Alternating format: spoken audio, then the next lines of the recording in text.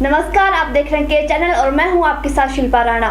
खबर में आगे बढ़ने से पहले नजर डाल लेते हैं इसकी हेडलाइंस पर।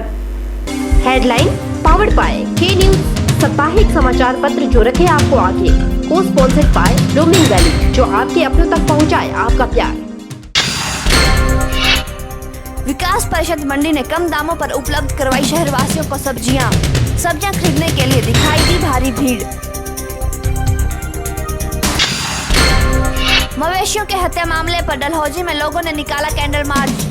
दोषियों के खिलाफ कड़ी कार्रवाई करने के लिए उठाई गई मांग। डलहौजी कैंट में ड्यूटी के दौरान जवान ने खुद को मारी गोली। पुलिस कर रही हर पहलू की गहनता से जांच पड़ताल। ओटाबो में शून्य तापमान में जीने को मजबूर लोग।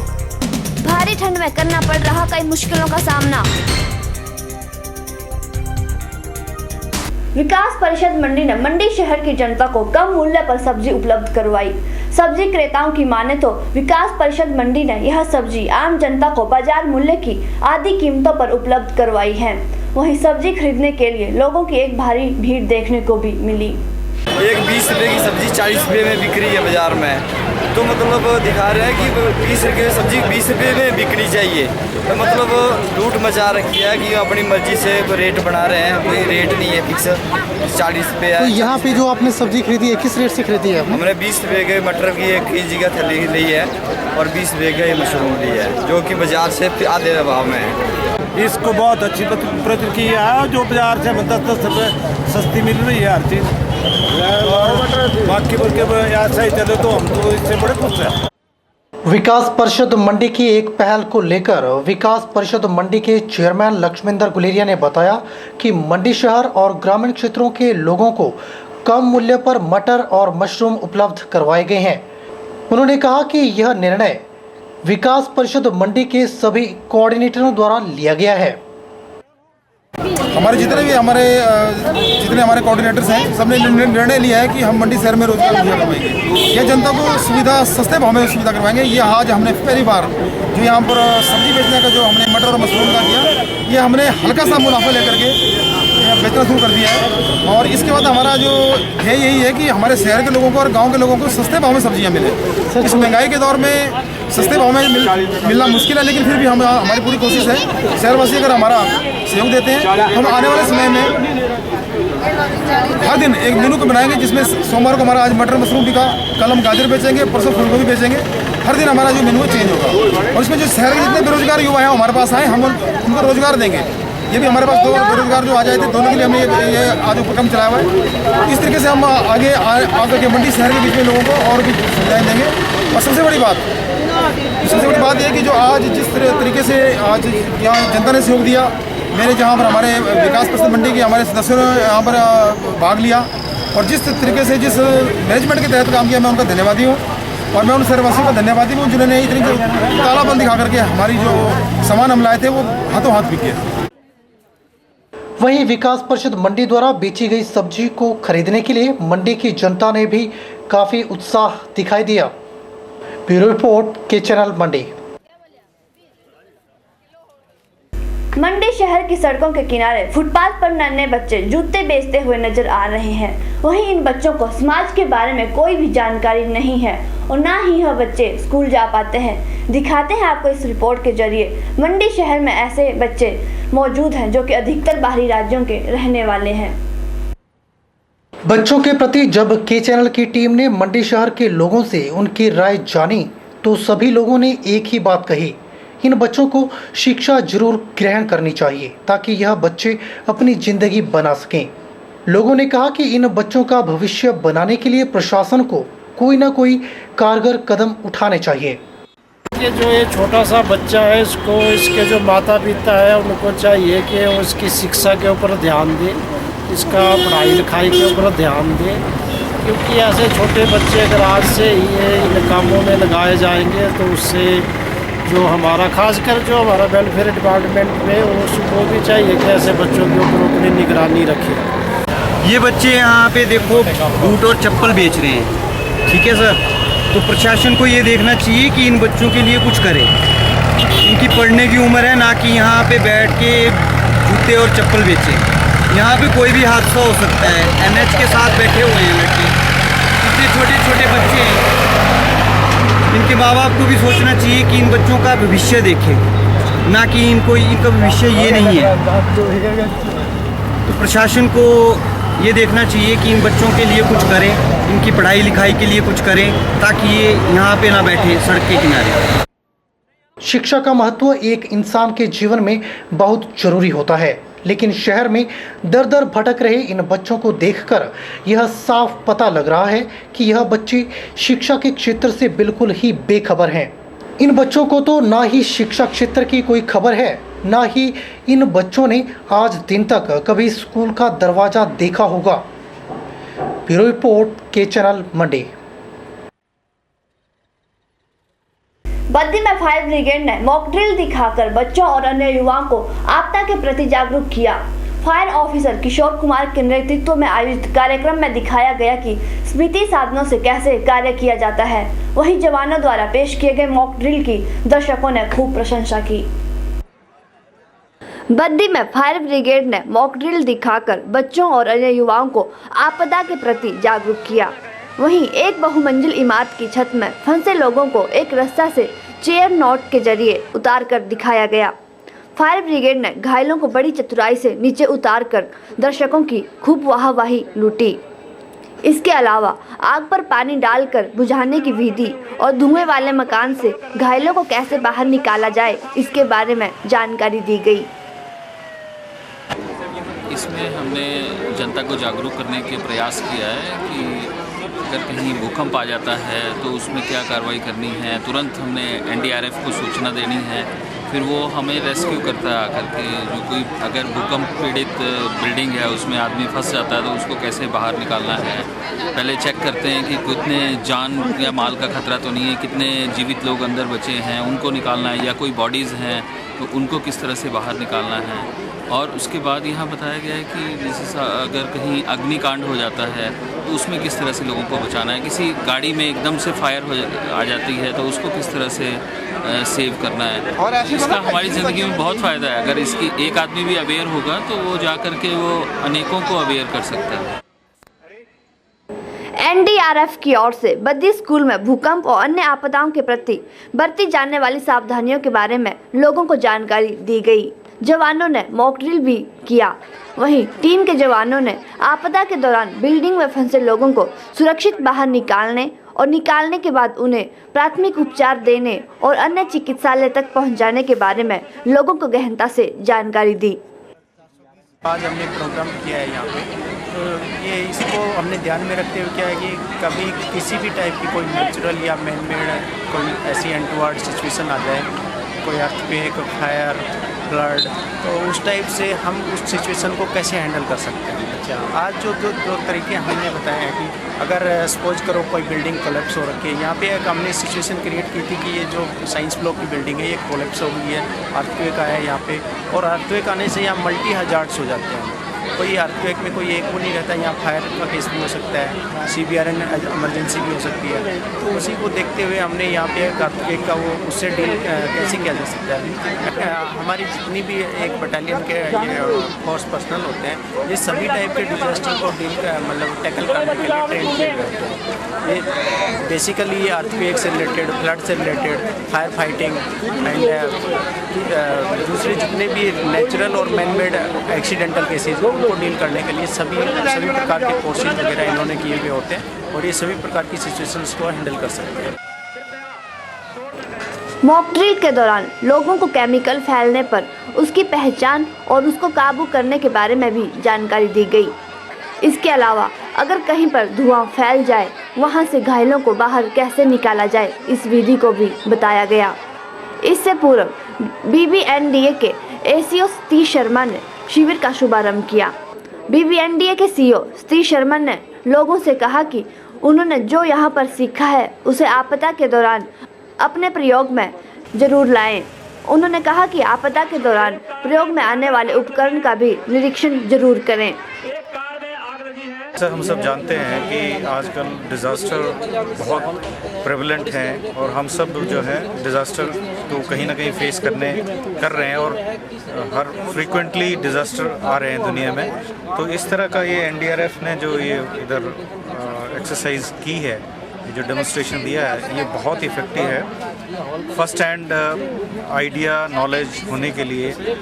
और जिस जगह ये हमने स्पेसिफिकली इसको स्कूल प्रमाइसेस में यहाँ करवाया ताकि बच्चे भी इसके लिए थोड़ा सा समझें इसको और इसको फर्स्ट हैंड इंफॉर्मेशन उनको मिले। हम बहुत धन्यवादी हैं एनडीआरएफ टीम के कि उन्होंने ये हमारे इलाके में ये ओरिएंटेशन कैंप लगाया। इसके अलावा ये जो टीम है एनडीआरएफ की टीम, वो यहाँ फैमिलियराइज भी हो रही है इस एरिया से कि ये एरिया किस तरह के डिज़ास्टर को प्रॉन है और इन केस अगर ऐसा खुदा न खास्ता कोई ऐसा हादसा होता है तो ये किस तरह से उसको हैंडल किया जाए।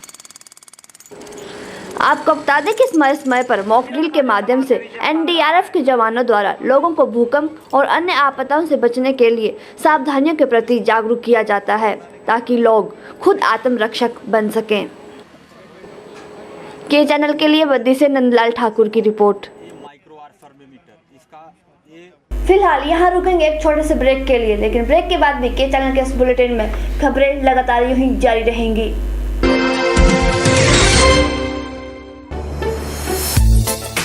आइए आपको लिए चलते हैं मंडी के सबसे पुराने फर्निशिंग स्टोर पाल ट्रेडर्स में, जो आपके लिए हुआ है एक बार फिर से रीओपन। यहाँ आप पाएंगे रिफ्रेश मैट्रेस, पिलो और रेडीमेड कर्टन की बेहतरीन रेंज और साथ ही वुलन व इलेक्ट्रिक ब्लैंकेट, न्यूबॉर्न बेबी के लिए bedding, cotton bedsheets, bed cover, towel, foot mat, bathroom व किचन एक्सेसरीज और हर ओकेजन के लिए गिफ्ट्स भी उपलब्ध। Pal traders, Rajmahal hotel campus, Mandi. Dr. Hemant Kumar, medical specialist, earlier working in Mandav Hospital, opened new hospital with first-time modern facilities in the center and heart of Mandi town at Hospital Road. Neelkant Hospital. Here 24-hour emergency facilities available. यहाँ आप दमा, अधरंग, दिल से संबंधित बीमारी, blood pressure, sugar या लंबा बुखार से पीड़ित हैं तो आज ही संपर्क करें। यहाँ एक्सरे, हर प्रकार के ब्लड टेस्ट, ईसीजी, एंडोस्कोपी जैसे सुविधाएं उपलब्ध हैं। Special private rooms available. We have operation theatre with modern and new equipments. Also contact for ENT problem. We treat with genuine charges. Neelkant Hospital, Hospital Road, Mandi.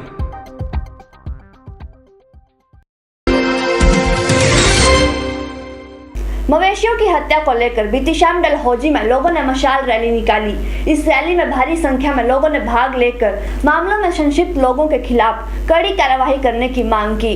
Rally का आयोजन गांधी चौक से सुभाष चौक होते हुए वापस गांधी चौक तक किया गया। बीती शाम को डलहौजी के लोगों ने मशाल रैली निकाली।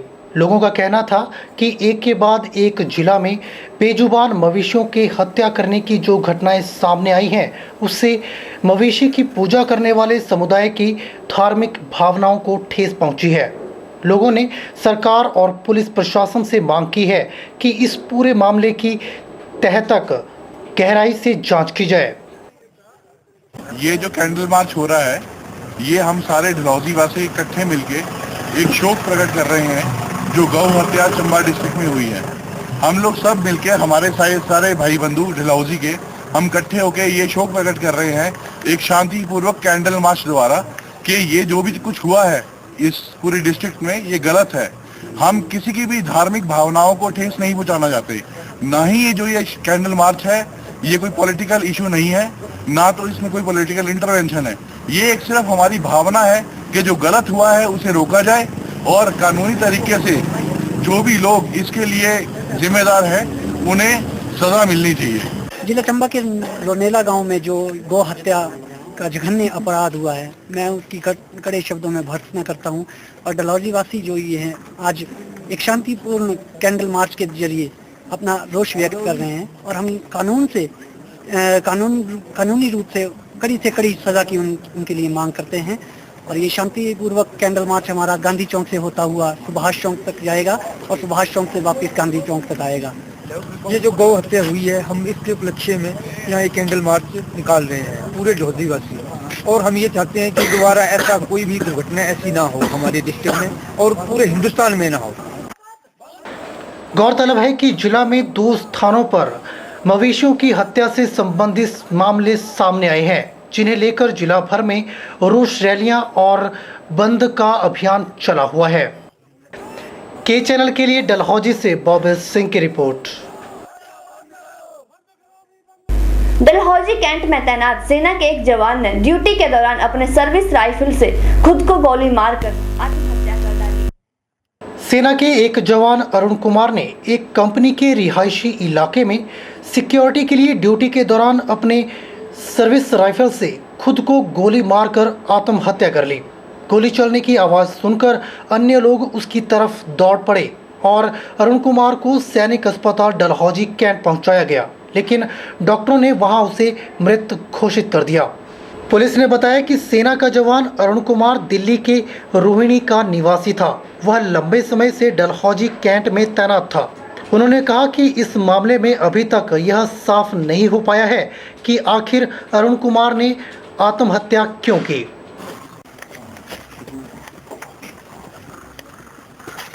पुलिस ने मृतक जवान के शव को पोस्टमार्टम के लिए सिविल अस्पताल डलहौजी भेज दिया है। वहीं पुलिस मामले की गहनता से जांच कर रही है। के चैनल के लिए डलहौजी से बॉबी सिंह की रिपोर्ट। अभी वक्त तो चला एक छोटे से ब्रेक का, लेकिन ब्रेक के बाद भी के चैनल के इस बुलेटिन में खबरें लगातार जारी रहेंगी। सचदेवा कॉलेज मंडी हिमाचल प्रदेश में साल 2000 से एक अग्रणी कोचिंग संस्थान। साल 2000 से 2015 तक इस संस्थान से 4555 विद्यार्थी विभिन्न परीक्षाओं में सिलेक्ट हो चुके हैं। सचदेवा कोचिंग में जारी है एसएससी, दिल्ली और हिमाचल प्रदेश अधीनस्थ चयन बोर्ड हमीरपुर द्वारा ली जा रही जेई, सिविल और इलेक्ट्रिकल की प्रतियोगी परीक्षा की कोचिंग। साथ ही HP, TET JBT, TET C, TET SSC, GD, bank PO, bank clerk की कोचिंग भी अनुभवी स्टाफ द्वारा करवाई जा रही है। सचदेवा में IIT, AIPMT, Kangra cooperative bank coaching, NDA, army, GD and clerk और सीडीएस के ड्रॉपर बैच शुरू हो चुके हैं। ज्यादा जानकारी के लिए संपर्क करें सचदेवा कॉलेज मंडी। सुंदरनगर में मुख्य संसदीय सचिव सोहनलाल ठाकुर की अध्यक्षता में राज्य स्तरीय नलवाड़ और देवता मेले कमेटी के आयोजन के लिए एक बैठक आयोजित की गई। बैठक के दौरान सोहनलाल ठाकुर ने कहा कि इस वर्ष राज्य स्तरीय नलवाड़ मेला 22 से 26 मार्च तक और देवता मेला 11 से 15 अप्रैल तक आयोजित किया जाएगा। राज्य स्तरीय नलवाड़ और देवता मेले के सफल आयोजन के लिए एक बैठक आयोजित की गई। बैठक में मुख्य संसदीय सचिव सोहनलाल ठाकुर ने अध्यक्षता की। बैठक में उन्होंने जानकारी दी कि सुंदरनगर में मनाए जाने वाला नलवाड़ मेला उत्तर भारत का पहला ऐसा मेला है जहां पर पशुओं के क्रय विक्रय का कारोबार काफ़ी अधिक संख्या में होता है। उन्होंने कहा कि मेले के सफल आयोजन के लिए वित्तीय संस्थाओं को बढ़ाने के लिए प्रयास किए जाएंगे।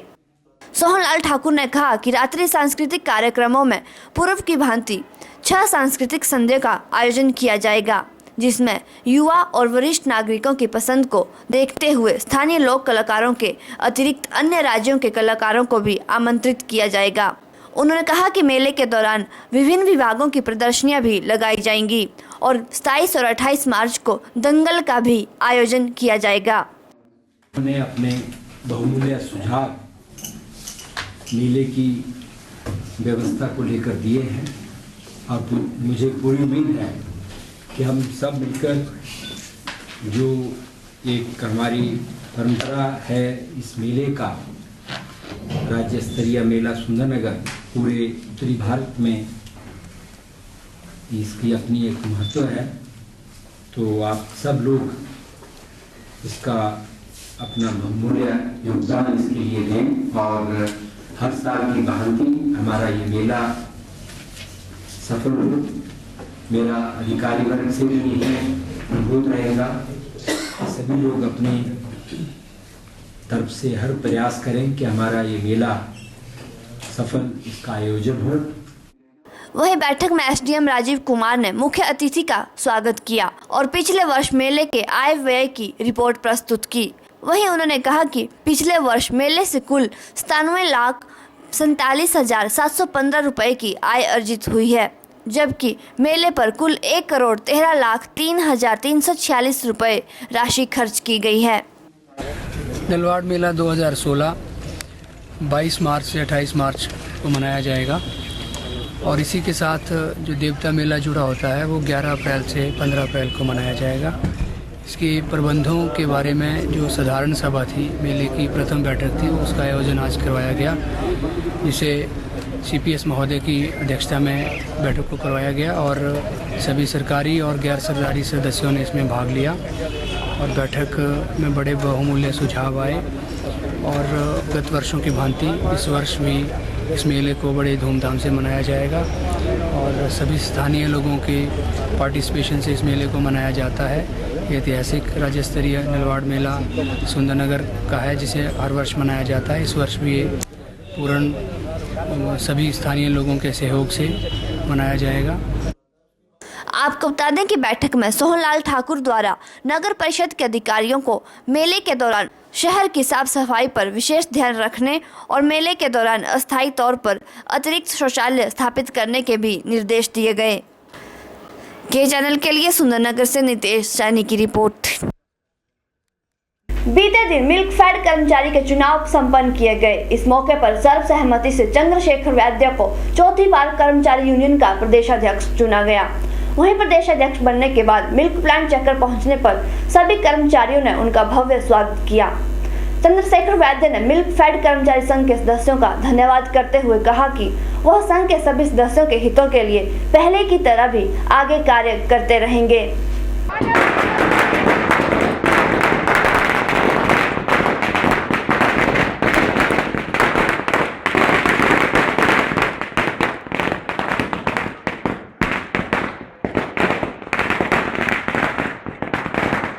हिमाचल प्रदेश मिल्क फेडरेशन के समस्त कर्मचारियों का बहुत बहुत आभार प्रकट करता हूं कि उन्होंने चौथी बार लगातार इस यूनियन की कमान मेरे हाथों में दी है। मैं उन्हें पूर्ण विश्वास दिलाता हूं कि पूर्व की भांति आगे भी जो विश्वास उन्होंने मुझ पर बनाए रखा, उसी विश्वास को मैं बनाए रखूंगा और कर्मचारियों की लंबित मांगों को, जो कि काफ़ी कम रह चुकी हैं, उन्हें शीघ्र प्रबंधक वर्ग से पूरा करवाने की कोशिश करूंगा, ताकि किसी के भी मन में किसी भी प्रकार की कोई ऐसी भावना पैदा ना हो जिससे कर्मचारियों में असंतोष की भावना बने। मैं प्रबंधक वर्ग का भी धन्यवादी हूं कि उन्होंने समय समय पर मुझे काफ़ी सहयोग दिया और कर्मचारियों की लंबित मांगों को पूरा करवाया। भविष्य में भी वे हमारी इन मांगों को पूर्ण विचार करेंगे। मैं खासकर मंडी इकाई के समस्त कर्मचारियों का बहुत बहुत धन्यवादी हूँ कि उन्होंने आज मेरा यहाँ पे स्वागत किया। ये स्वागत मेरा नहीं अपितु समस्त मंडी के कर्मचारियों का है। उनके सहयोग के, उनके आशीर्वाद से, उनके प्रेम के बिना ये सब कुछ संभव नहीं था।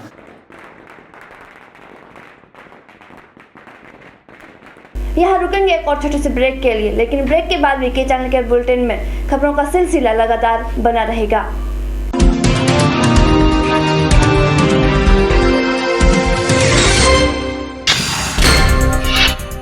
विकास परिषद मंडी ने कम दामों पर उपलब्ध करवाई शहरवासियों को सब्जियां खरीदने के लिए दिखाई दी भारी भीड़। मवेशियों के हत्या मामले पर डलहौजी में लोगों ने निकाला कैंडल मार्च। दोषियों के खिलाफ कड़ी कार्रवाई करने के लिए उठाई गई मांग। डलहौजी कैंट में ड्यूटी के दौरान जवान ने खुद को मारी गोली।